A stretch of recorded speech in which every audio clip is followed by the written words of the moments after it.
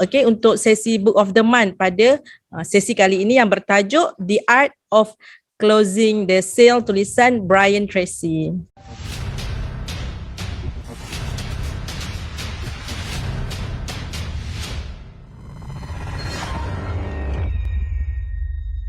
Buku ini sangat bagus dan wajib untuk kita supaya kita jadi pakar dalam closing sale. Okay, tuan-puan, closing adalah satu proses jualan produk atau servis yang kita jual sehingga mendapat transaksi daripada pembeli.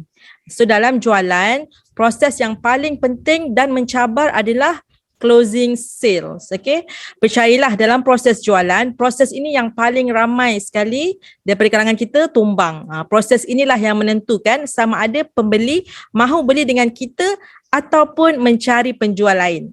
Jika dalam proses ini pembeli mencari penjual lain, maka art dalam closing the sale, okay, masih lompong. Jadi tuan-puan wajib baca buku ini. Okay, dalam chapter The Psychology of Closing, terdapat 6 ciri penting untuk kita closing adalah, pertama, kita mesti positif, tuan-puan. Okay, kita kena bersemangat dan bersungguh-sungguh untuk close sale. Emosi sangat-sangat contagious, sangat-sangat berjangkit. Jika kita jelas dan bersungguh-sungguh untuk menjayakan sale kita, keinginan kita akan memberi kesan yang positif kepada sikap prospek.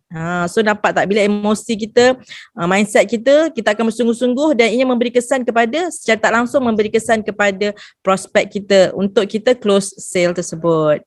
Nombor 2, kita perlu faham dan jelas apa prospek mahukan daripada kita.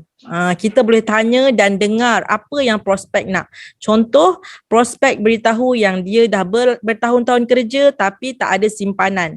Contoh, dah 2-3 tahun bekerja tapi simpanan RM1,000 pun tak ada. Niat dah ada nak menyimpan tapi selalu gagal, selalu bocor. So kita tahu apa yang dia nak daripada manfaat yang kita dapat beri kepada dia. Okay, kepada permasalahan dia. Nombor 3, tuan-puan, prospek perlu faham apa manfaat ataupun added value yang kita boleh beri pada dia, yang kita boleh offer kepada prospek.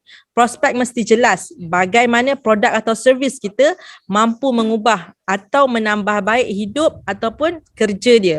Okey, contohnya kalau daripada segi kita untuk dapat tambah baik ilmu keuangan, prospek. Point nombor 4 adalah prospek mesti percaya pada kita. Okey, believe and trust.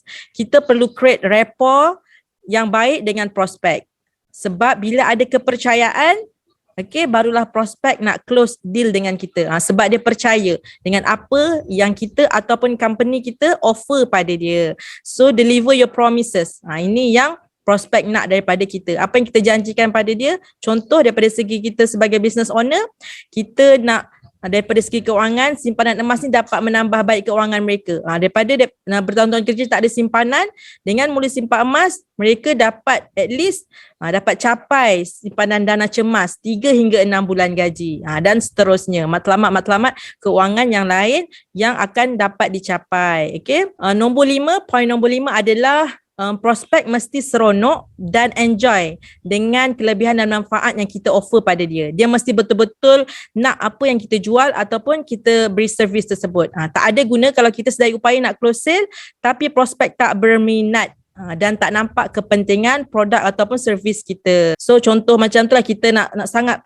nak close customer kan. Kita nak sampai kita dapat PG code nak close customer tapi customer tak faham dan tak tahu nak buat belian di akaun emas gap. So tak ada guna. Dia mesti make sure dia tahu betul-betul apa keuntungan simpanan emas ni buat diri dia dan keuangan dia. Poin terakhir, poin nombor 6, produk ataupun servis kita mesti betul-betul sesuai dengan prospek. Okay, ideal dengan keperluan prospek, ada kapasiti untuk membayar dan keperluan seterusnya. Prospek mesti jelas yang produk ataupun servis ini adalah pilihan yang paling tepat untuk prospek pada masa ini.